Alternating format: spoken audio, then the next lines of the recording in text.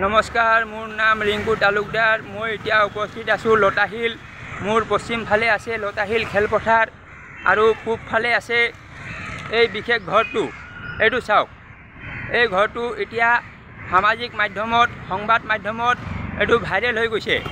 এই ঘৰটো এতিয়া সকলোৱে চিনি পায় আৰু এই ঘৰটোৰ বিষয়ে এতিয়া মই যিমানখিনি জানিছোঁ সেইখিনি মই আপোনালোকৰ আগত ক'ব বিচাৰিম। এই ঘৰটো বনাইছিলে চন্দ্ৰনাথ বৰুৱা নামৰ এজন ব্যক্তি। তেওঁৰ জন্ম হৈছিলে কামৰূপ জিলাৰ বিদিয়া নামৰ গাঁৱত। তেওঁ পঢ়া শুনা কৰিছিলে কলকাতা। পঢ়া শুনা কৰি তেওঁ ডাঙৰ ইঞ্জিনিয়াৰ হৈছে আৰু তেওঁ চাকৰি কৰিছিলে গড় কাপ্তানি বিভাগত। সেই সময়ত তেওঁ ইয়াত মাটিটো কিনি এই ঘৰটো বনালে। এই ঘৰটো ইংলেণ্ডৰ ডিজাইনত বনাইছে। আপুনি চাই লওক, এইটো যিটো ডিজাইন হয় এইটো ইংলেণ্ডৰ ডিজাইন হয়। তো এই ঘৰটোত তেওঁৰ সংসাৰ, তেওঁৰ পৰিয়াল বসবাস কৰিছিলে। তেওঁৰ পুত্ৰ সন্তান আছিলে 9জন আৰু তেওঁৰ ছোৱালী সন্তান আছিলে 4জনী। তো এওঁলোক ইয়াত বসবাস কৰিছিলে আৰু এই ঘৰটোত 9জন পুতেকৰ কাৰণে 9টা ৰুম বনাইছিলে। আপুনি ভিতৰত গৈ চালে বুজি পাব। তো ইয়াৰ ভিতৰত এজন সন্তানৰ নাম আছে ৰমেন বৰুৱা। এই ৰমেন বৰুৱা নামৰ ব্যক্তিজন এই ঘৰটোৰ পৰা ৰাতিপুৱা বজাৰ কৰিব যাম বুলি ওলাই গৈছে। ওলাই গৈ তেওঁ ঘূৰি অহা নাই।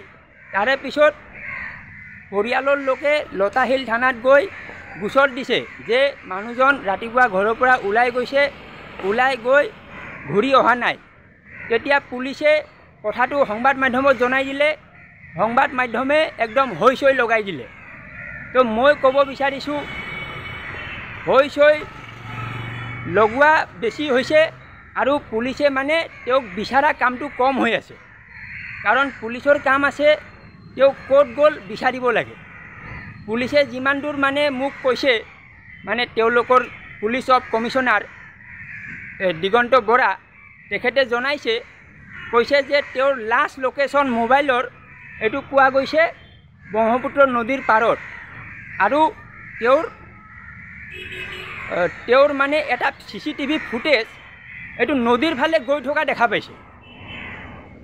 কিন্তু নদীৰ পৰা ঘূৰি অহাটো মানে ফুটেজটো নাই। তাৰ মানেটো কি ক'ব বিচাৰিছে?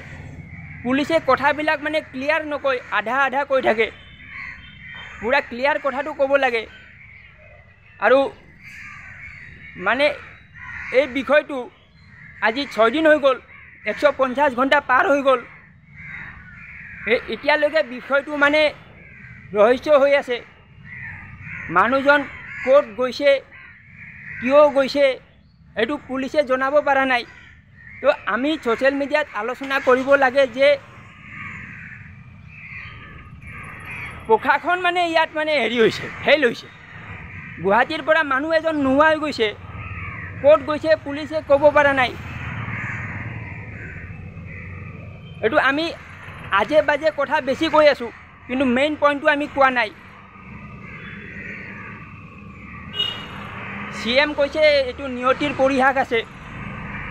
তো এনেকুৱা হ'লে গুৱাহাটীৰ পৰা মানুহ নোহোৱা হৈ থাকিব, এইটো নিয়তিৰ পৰিহাস হৈ থাকিব।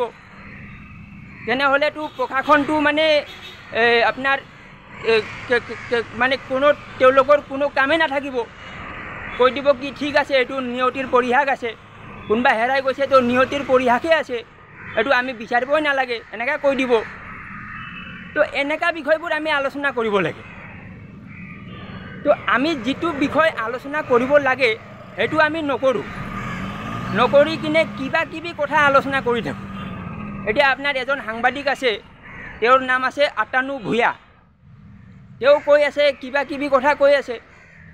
তো কিবা কিবি কথা ক'লেতো নহ'ব। কথা ক'ব লাগে মানে যুক্তি ভিত্তিত ক'ব লাগে।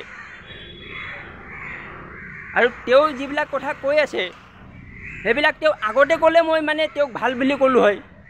তেওঁ ঘটনা হোৱাৰ পিছত কৈ আছে।